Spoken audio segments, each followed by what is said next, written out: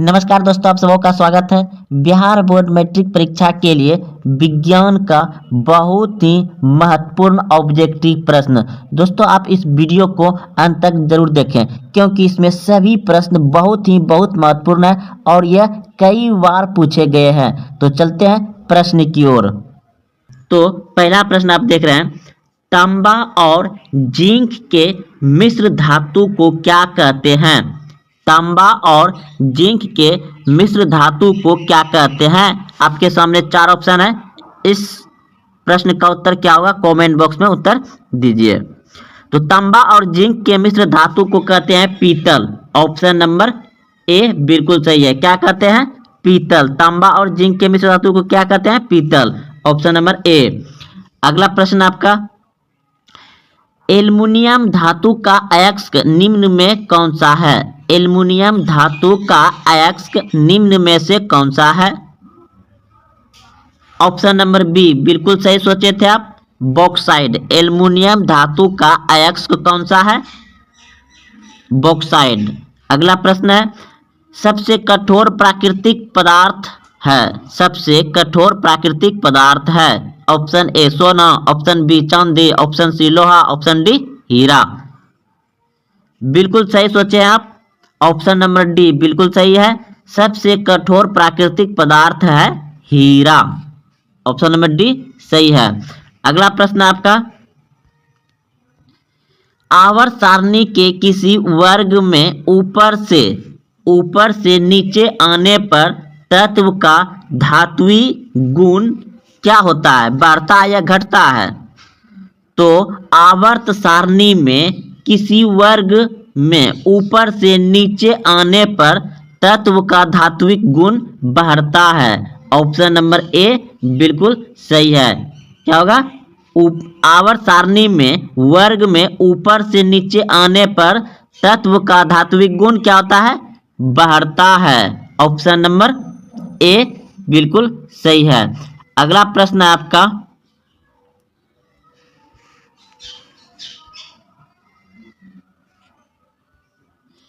जिन वस्तुओं से स्वयं प्रकाश उत्सर्जित होते हैं उन्हें कहते हैं। जिन वस्तुओं से स्वयं प्रकाश उत्सर्जित होते हैं उन्हें कहते हैं। क्या कहते हैं? ऑप्शन नंबर सी बिल्कुल सही है, आत्मद्युत है। अगला प्रश्न है, प्रकाश की किरणें गमन करती है। प्रकाश की किरणें गमन करती है।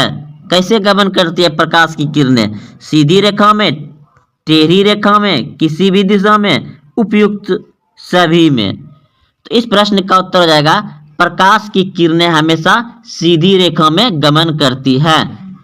ऑप्शन नंबर ए सही है, प्रकाश की किरणें गमन करती है सीधी रेखा में।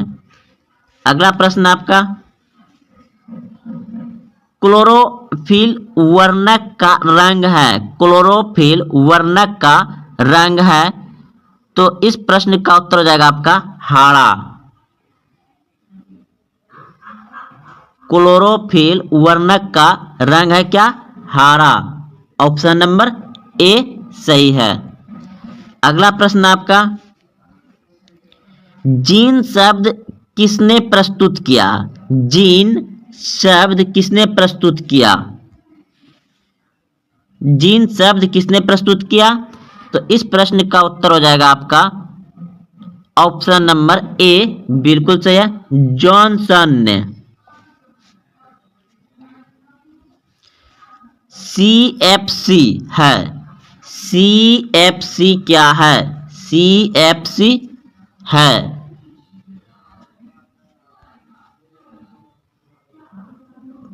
तो इस प्रश्न का उत्तर हो जाएगा आपका ऑप्शन नंबर ए बिल्कुल सही है, क्लोरोफ्लोरोकार्बन। CFC क्या है? क्लोरोफ्लोरोकार्बन। CFC क्या है? क्लोरोफ्लोरोकार्बन। इस प्रश्न को बहुत बार पूछा गया दोस्तों, और यही जो है क्लोरोफ्लोरोकार्बन ओजोन परत को हानि पहुंचाता है। अगला प्रश्न है, आवेश का SI मात्रक होता है। आवेश का SI मात्रक होता है। तो इस प्रश्न का उत्तर हो जाएगा आपका आवेश का SI मात्रक होता है कूलम। ऑप्शन नंबर डी बिल्कुल सही है, कूलम।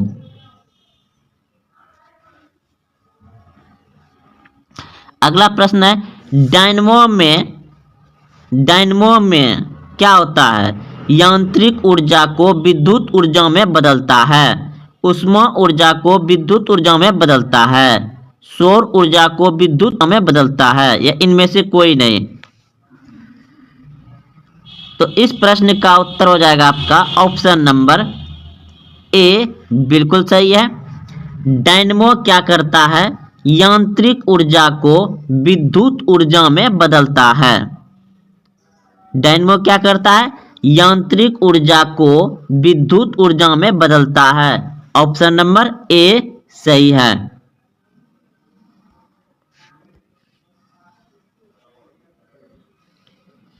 अगला प्रश्न है विद्युत बल्ब का तंतु फिलामेंट बना होता है किससे?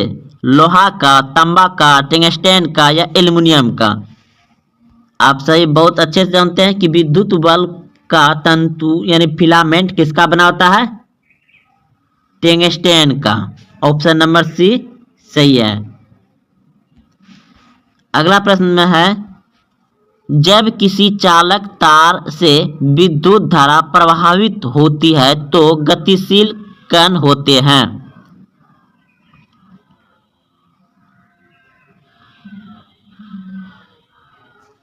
ऑप्शन नंबर डी बिल्कुल सही है, इलेक्ट्रॉन। जब किसी चालक तार से विद्युत धारा प्रवाहित होती है तो गतिशील कण होते हैं इलेक्ट्रॉन। ऑप्शन नंबर डी सही है।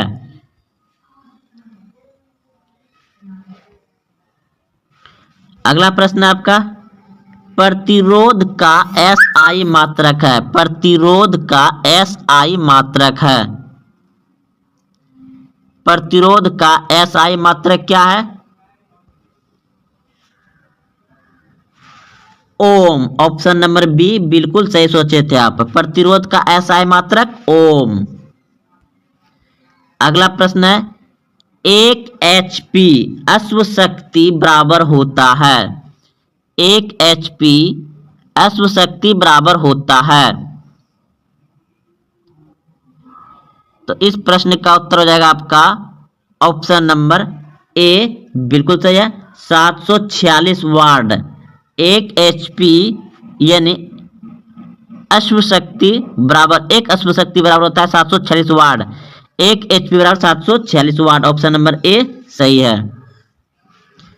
अगला प्रश्न है विभवांतर का SI मात्रक होता है। विभवांतर का SI मात्रक होता है एम्पियर। विभवांतर का SI मात्रक होता है एम्पियर। ऑप्शन नंबर बी सही है। अगला प्रश्न है धारा मापने में किसका उपयोग होता है? धारा मापने में किसका उपयोग होता है? एमीटर का होता है। ऑप्शन नंबर ए सही है। अगला प्रश्न है आमीटर को विद्युत परिपथ में कैसे जोड़ा जाता है? आमीटर को विद्युत परिपथ में कैसे जोड़ा जाता है? श्रेणी क्रम में। ऑप्शन नंबर ए बिल्कुल सही है। आमीटर को विद्युत परिपथ में कैसे जोड़ाता है? श्रेणी क्रम में।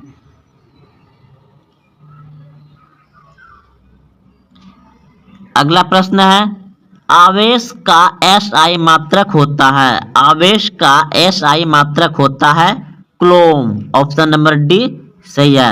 आवेश का SI मात्रक क्या होता है? कूलम। प्रश्न है सामान्य नेत्र के लिए स्पष्ट दर्शन की न्यूनतम दूरी होती है। सामान्य नेत्र के लिए स्पष्ट दर्शन की न्यूनतम दूरी होती है। ऑप्शन नंबर सी बिल्कुल सही है, 25 सेंटीमीटर। 25 सेंटीमीटर। अगला प्रश्न आपका मानव नेत्र जिस भाग पर किसी वस्तु का प्रतिबिंब बनता है वह है। मानव नेत्र जिस भाग पर किसी वस्तु का प्रतिबिंब बनता है वह है।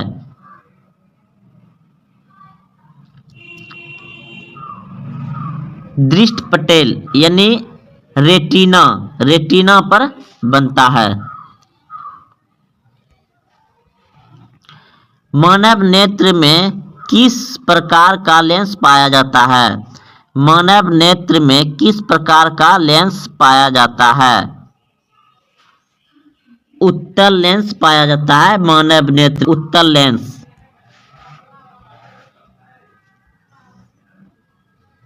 ओजोन परत पाया जाता है, ओजोन परत पाया जाता है। वायुमंडल के ऊपरी सतह में ओजोन परत पाया जाता है।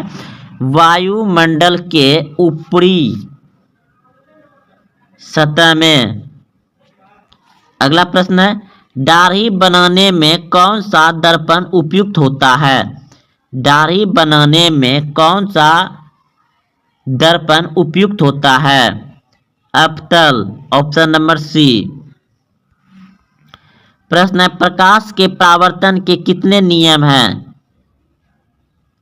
प्रकाश के परावर्तन के कितने नियम हैं? 2, ऑप्शन नंबर बी सही है। निर्वात में प्रकाश की चाल होती है, निर्वात में प्रकाश की चाल होती है। निर्वात में प्रकाश की चाल होती है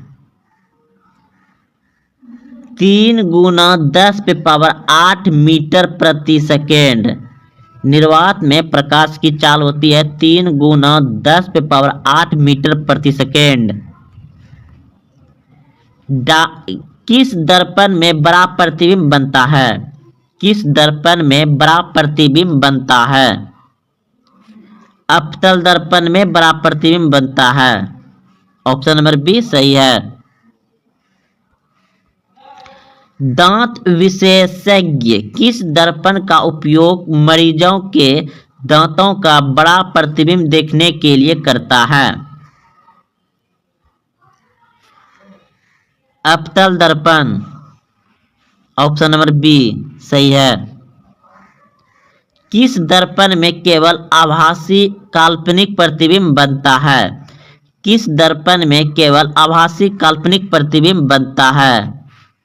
समतल और उत्तल दर्पण, समतल और उत्तल दर्पण।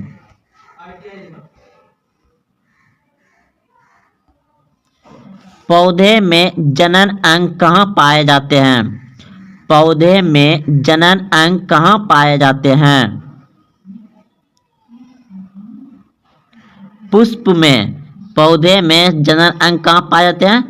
पुष्प में। ऑप्शन नंबर बी सही है। प्रकाश संश्लेषण की क्रिया होती है, प्रकाश संश्लेषण की क्रिया होती है हरे पौधे में। प्रकाश संश्लेषण की क्रिया होती है हरे पौधे में। ऑप्शन नंबर डी सही है। प्रकाश संश्लेषण क्रिया में ऑक्सीजन किससे बाहर निकलता है?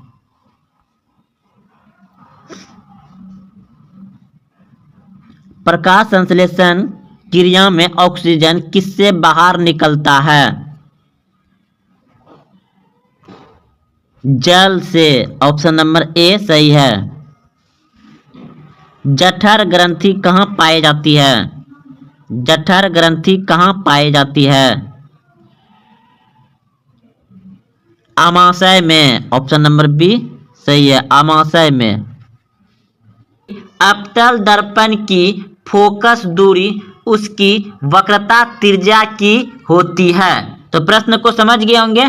कह रहा है अवतल दर्पण की फोकस दूरी उसकी वक्रता त्रिज्या की होती है। तो आपके सामने ऑप्शन दिया गया है, दुगुनी, ऑप्शन बी, आधी, ऑप्शन सी, चौथाई, ऑप्शन डी, बराबर। तो इन चारों ऑप्शन में से कौन सही है? कमेंट बॉक्स में उत्तर दीजिए अगर आप जान रहे हैं तो देखिए इस प्रश्न का उत्तर हो जाएगा आपका ऑप्शन नंबर बी, बिल्कुल सही है, आधी होगी। अवतल दर्पण की फोकस दूरी उसकी वक्रता त्रिज्या की आधी होती है। अगला प्रश्न देखिए, नेत्र लेंस की फोकस दूरी कम हो जाने से कौन सा दृष्टि दोष होता है? प्रश्न को समझ गए होंगे कि नेत्र लेंस की फोकस दूरी कम हो जाने से कौन सा दृष्टि दोष होता है? तो इस प्रश्न का उत्तर होगा आपका ऑप्शन नंबर ए, बिल्कुल सही है, निकट दृष्टि दोष होता है, निकट दृष्टि दोष होता है। अगला प्रश्न देखिए 3 नंबर, लघु पठन के समय परिपथ में विद्युतता का मापन है। लघु पठन के समय परिपथ में विद्युत धारा का मापन है, तो क्या होगा? तो इस प्रश्न का उत्तर होगा आपका ऑप्शन नंबर सी, बिल्कुल सही है, बहुत ही अधिक बाहर जाता है, बहुत ही अधिक बाहर जाता है। अगला प्रश्न देखिए, प्रश्न है निम्नलिखित में कौन सा पद विद्युत परिपथ में विद्युत शक्ति को निरूपित नहीं होता है? तो इस प्रश्न का उत्तर क्या होगा? प्रश्न को फिर से एक बार पढ़ देते हैं, निम्नलिखित में कौन सा पद विद्युत परिपथ में विद्युत शक्ति को निरूपित नहीं होता है? तो इस प्रश्न का उत्तर होगा आपका ऑप्शन नंबर बी, बिल्कुल सही है, IR²। अगला प्रश्न 5 नंबर प्रश्न है, अभिनेत्र लेंस फोकस दूरी में परिवर्तन किया जाता है? तो इस प्रश्न का उत्तर होगा ऑप्शन नंबर सी, बिल्कुल सही है, पक्षांभी मांसपेशियों द्वारा। अगला प्रश्न देखिए, प्रश्न है विद्युत मोटर प्रवर्तित करता है, यानी विद्युत मोटर क्या चीज में बदलता है? तो विद्युत मोटर जो है प्रवर्तित करता है वह विद्युत ऊर्जा को यांत्रिक ऊर्जा में, विद्युत मोटर क्या करता है? विद्युत ऊर्जा को यांत्रिक ऊर्जा में बदलता है। ठीक, तो चलते अगले प्रश्न की ओर। प्रश्न है आपका, विद्युत बल्ब में फिलामेंट में किस तत्व का उपयोग होता है? विद्युत बल्ब के फिलामेंट में किस तत्व का उपयोग होता है? तो इस प्रश्न का उत्तर होगा आपका ऑप्शन नंबर ए, बिल्कुल सही है, टंगस्टन। अगला प्रश्न देखिए, प्रश्न है एक साधारण प्रिज्म कितने सतह से घिरे होते हैं? एक साधारण प्रिज्म कितने सतह से घिरे होते हैं? तो इस प्रश्न का उत्तर होगा आपका ऑप्शन नंबर सी, बिल्कुल सही है, 5 सतह से घिरे रहते हैं। अगला प्रश्न देखिए 9 नंबर प्रश्न है आपका कि प्रतिबिंब का आकार हमेशा वस्तु के बराबर है तो दर्पण होगा। प्रतिबिंब का आकार हमेशा वस्तु के बराबर है तो दर्पण होगा। तो इस प्रश्न का उत्तर होगा आपका ऑप्शन नंबर सी, बिल्कुल सही है, समतल दर्पण होगा। समतल दर्पण में प्रतिबिंब का आकार हमेशा वस्तु के बराबर होता है। ऑप्शन नंबर सी सही है। अगले प्रश्न की ओर। प्रश्न आपका 10 नंबर, विद्युत चुम्बकीय प्रेरणा की खोज किसने की थी? विद्युत चुम्बकीय प्रेरणा की खोज किसने की थी? तो इस प्रश्न का उत्तर होगा आपका ऑप्शन नंबर बी, बिल्कुल सही है, फैराडे ने। विद्युत चुम्बकीय प्रेरणा किसने खोज की थी? फैराडे ने की थी। यह बहुत इंपॉर्टेंट क्वेश्चन है, यह हर साल लगभग पूछ ही देता है बोर्ड। अगला प्रश्न देखिए, आकाश का रंग नीला क्यों प्रतीत होता है? आकाश का रंग नीला क्यों प्रतीत होता है? तो इस प्रश्न का उत्तर होगा आपका ऑप्शन नंबर बी, बिल्कुल सही है, बी, प्रकाश के प्रकीर्णन के कारण। प्रकाश के प्रकीर्णन के कारण आकाश का रंग नीला प्रतीत होता है। अगला प्रश्न देखिए, प्रश्न है आपका, सामान्य नेत्र अधिकतम कितनी दूरी तक की वस्तु को स्पष्ट देख सकता है? सामान्य नेत्र अधिकतम कितनी दूरी तक की वस्तुओं को स्पष्ट देख सकता है? तो अधिकतम पूछ रहा है, तो इस प्रश्न का उत्तर हो जाएगा आपका 4। ऑप्शन नंबर डी बिल्कुल सही, अनंत। अगर न्यूनतम पूछता, अगर यहाँ पे न्यूनतम रहता तो 25 cm, ऑप्शन नंबर सी होता। तो अधिकतम जब भी पूछे तो अनंत होगा और न्यूनतम पूछे तो 25 सेंटीमीटर होता है। स्पष्ट देखने की दूरी, अधिकतम अनंत, न्यूनतम 25 cm, 25 सेंटीमीटर। अगले प्रश्न की ओर। प्रश्न है लेंस की क्षमता का एसआई मात्रक है, लेंस की क्षमता का एसआई मात्रक है। तो इस प्रश्न का उत्तर होगा आपका ऑप्शन नंबर सी, बिल्कुल सही है, m पे पावर -1। अगला प्रश्न देखिए। प्रश्न आपका अभिक्रिया CuO प्लस H2 दोनों मिलाकर के Cu प्लस H2O में किसका उपचय होता है? तो इस प्रश्न का उत्तर होगा आपका ऑप्शन नंबर बी, बिल्कुल सही है, H2 का उपचय होता है। अगला प्रश्न देखिए। सोडियम की संयोजकता क्या है? सोडियम की संयोजकता क्या है? तो 15 नंबर का हो जाएगा आपका ऑप्शन नंबर ए, सोडियम की संयुक्तता पूछ रहा है दोस्तों, तो इसका क्या हो जाएगा ए, यानी कि 1। इसका परमाणु संख्या पूछता तब 11 होता परमाणु संख्या, लेकिन यहाँ क्या पूछ रहा है, सोडियम की संयुक्तता क्या है, तो 1। अगले प्रश्न की ओर। प्रश्न है एल्केन का सामान्य सूत्र है, तो इस प्रश्न का उत्तर होगा आपका ऑप्शन नंबर सी, बिल्कुल सही है। एल्केन का सूत्र होता है CnH2n+2, याद रखिएगा, ये प्रश्न पूछा जाता है, बहुत बार पूछा गया और पूछे जाएंगे। अगले प्रश्न की ओर। प्रश्न आपका उदासीन विलयन का पीएच मान क्या होगा? उदासीन विलयन का पीएच मान क्या होगा? तो इस प्रश्न का उत्तर होगा आपका 7 के बराबर, उदासीन 7 के बराबर। और अगर पूछ दिया जाए कि अम्ल, अम्ल अम्ल अम्ल क्या होता है, 7 से कम। क्षारीय क्या होता है, 7 से अधिक। जैसे रक्त क्षारीय है तो रक्त का पीएच मान कितना है, 7.4 होता है रक्त, यानी कि रक्त क्या है, क्षारीय है। तो क्षारीय यानी 7 से अधिक पीएच मान होता है, और उदासीन का 7 के बराबर होता है, और अम्ल का 7 से कम होता है। अगला प्रश्न देखिए।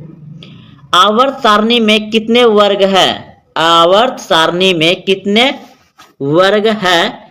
तो इस प्रश्न का उत्तर होगा आपका ऑप्शन नंबर डी, बिल्कुल सही है, 18। आवर्त सारणी में कितने वर्ण है, 18, ऑप्शन नंबर डी सही है। अगले प्रश्न की ओर। प्रश्न है आपका 19 नंबर प्रश्न है, कौन सा ओ धातु विद्युत का सुचालक होता है? तो इस प्रश्न का उत्तर होगा आपका ऑप्शन नंबर बी, बिल्कुल सही है, ग्रेफाइट। ग्रेफाइट जो है कि विद्युत का सुचालक है। अगले प्रश्न की ओर। प्रश्न है आपका कार्बन क्या है? कार्बन क्या है? धातु है, ओ धातु है, उपधातु है, या इनमें से कोई नहीं? तो कार्बन एक ओ धातु है, ऑप्शन नंबर बी बिल्कुल सही है। कार्बन क्या है, ओ धातु। अगला प्रश्न देखिए। प्रश्न है निम्न में कौन दुर्बल अम्ल है?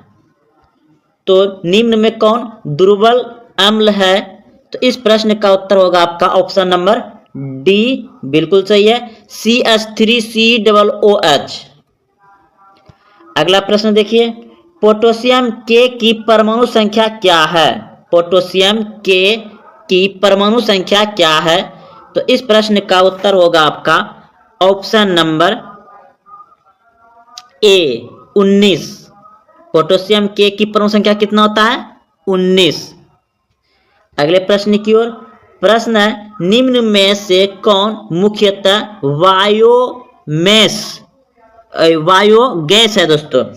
प्रश्न आपका निम्न में से कौन मुख्यतः बायोगैस है? तो इस प्रश्न का उत्तर होगा आपका ऑप्शन नंबर बी बिल्कुल सही है। CH4 यानी मीथेन गैस। बायोगैस किसे कहता है? मीथेन गैस को। तो चलते अगले प्रश्न की ओर। प्रश्न आपका, साधारण नमक का रासायनिक सूत्र क्या है? साधारण नमक का रासायनिक सूत्र क्या है? तो इस प्रश्न का उत्तर होगा आपका ऑप्शन नंबर बी बिल्कुल सही है, NaCl। अगले प्रश्न की ओर। प्रश्न आपका, किसी अभिक्रिया में भाग लेने वाले पदार्थ कहलाते हैं? किस अभिक्रिया में भाग लेने वाले पदार्थ कहलाते हैं? तो इस प्रश्न का उत्तर होगा आपका ऑप्शन नंबर सी बिल्कुल सही है, अभिकारक। क्या कहलाता है? अभिकारक। किसी अभिक्रिया में भाग लेने वाले पदार्थ कहलाते हैं, क्या कहलाते हैं? अभिकारक। अगले प्रश्न की ओर।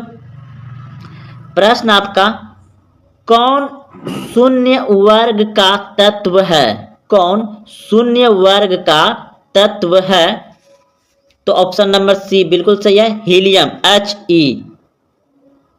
He हीलियम शून्य वर्ग का तत्व है। अगले प्रश्न की ओर।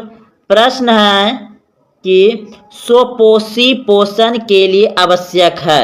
स्वपोषी पोषण के लिए आवश्यक है। तो इस प्रश्न का उत्तर होगा आपका इनमें सभी कार्बन डाइऑक्साइड तथा जल, क्लोरोफिल, सूर्य का प्रकाश स्वपोषी पोषण के लिए आवश्यक है। इनमें सभी, ऑप्शन नंबर डी सही है। अगले प्रश्न की ओर। प्रश्न है, इनमें से कौन प्रकाश संश्लेषी अंग है? इनमें से कौन प्रकाश संश्लेषी अंग है? तो इस प्रश्न का उत्तर होगा आपका ऑप्शन नंबर सी बिल्कुल सही है, पत्ती यानी पत्ता। इनमें से कौन प्रकाश संश्लेषी अंग है? तो पौधे में प्रकाश संश्लेषण कहाँ होता है? पत्ता में। और पौधा सांस किससे लेता है? पत्ता से। पौधा का रसोई घर क्या होता है? पत्ता। अगला प्रश्न की ओर। प्रश्न है, मनुष्य के शरीर की सबसे बड़ी ग्रंथि है? मनुष्य के शरीर की सबसे बड़ी ग्रंथि है तो यकृत, ऑप्शन नंबर ए सही है। अगला प्रश्न है, पादप में जाइलम के लिए उत्तरदायी है? तो इस प्रश्न का उत्तर होगा आपका ऑप्शन नंबर ए बिल्कुल सही है, जल के वहन के लिए। अगला प्रश्न देखिए। प्रश्न है कि एक कोशिकीय शैवाल में जल का परिवहन होता है। एक कोशिकीय शैवालों में जल का परिवहन होता है। तो इस प्रश्न का उत्तर होगा आपका ऑप्शन नंबर सी बिल्कुल सही है, विसरण द्वारा। अगला प्रश्न देखिए। मछली के हृदय में कोष्ठों की संख्या है। मछली के हृदय में कोष्ठों की संख्या है। तो इस प्रश्न का उत्तर होगा आपका 2, ऑप्शन नंबर ए सही है। अगले प्रश्न की ओर। प्रश्न, निम्नलिखित में कौन एमिनो अम्ल के विखंडन से बनता है? तो इस प्रश्न का उत्तर होगा आपका ऑप्शन नंबर डी बिल्कुल सही है, बी और सी दोनों सही है। बी और सी दोनों सही है। अगले प्रश्न की ओर। प्रश्न है, ऑक्सिन है तो क्या है? तो इस प्रश्न का उत्तर हो जाएगा एक हार्मोन।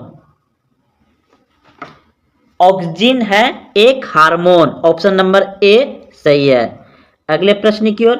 प्रश्न है आपका, एक नर हार्मोन है। एक नर हार्मोन है तो एक नर हार्मोन है, ऑप्शन नंबर डी सही है, टेस्टोस्टेरोन।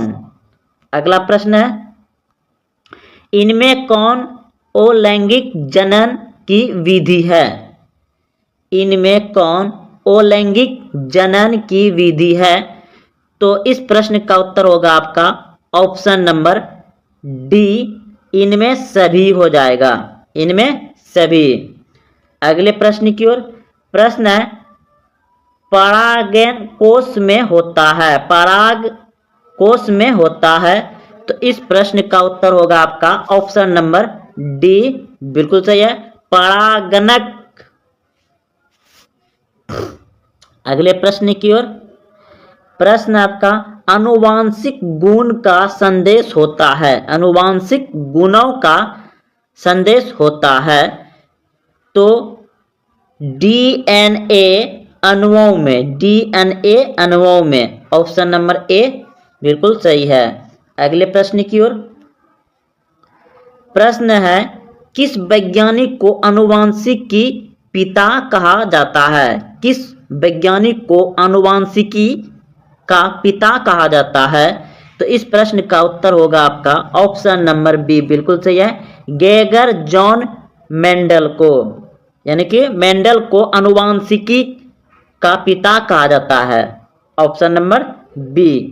अगले 40 नंबर प्रश्न है हाइड्रिला पौधे में रंध्र कहाँ पाए जाते हैं।